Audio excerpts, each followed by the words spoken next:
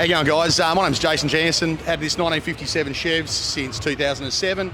Bought it when it was basically like a running on empty style as a rebuild. I pretty much gutted everything, rebuilt it, got a new chassis in there. I ended up putting a Art Morrison chassis under the bottom. Absolutely awesome. The exhaust runs through the chassis, through loops in the chassis. I've got a big block, got a 6-speed manual. I just wanted the true fun of driving a manual, 9-inch diff, fully adjustable coilovers everywhere. Oh look, it's a labour of love. There's so many people that I've got to thank. I'm not going to start because I'll forget somebody, I guarantee you that.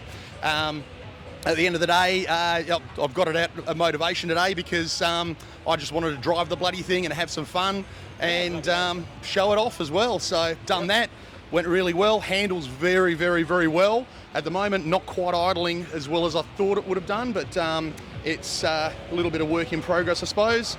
Got some really good times. I think I'm pretty competitive anyway with the big boys, so see how I go. Never intended on building it as a show car. I just wanted to, I don't know, just build a nice looking streeter that I could drive and roll up next to a bloody HSV or a Ferrari and Lambo and keep up with the guys, or even blow them away if possible. So yeah, well, you definitely got a nice straight car there. Yeah, really she's good. A sweet one, mate. She's a sweet one. All right, well, thanks a lot for that. No worries, Tex. Champion, mate. Thanks, buddy. Cheers. Oh, yeah, listen to that. Yeah, boy. That sounds good. Hey, thanks for watching Raw Talk.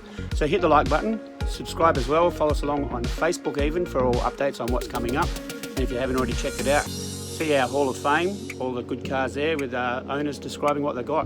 Bloody brilliant.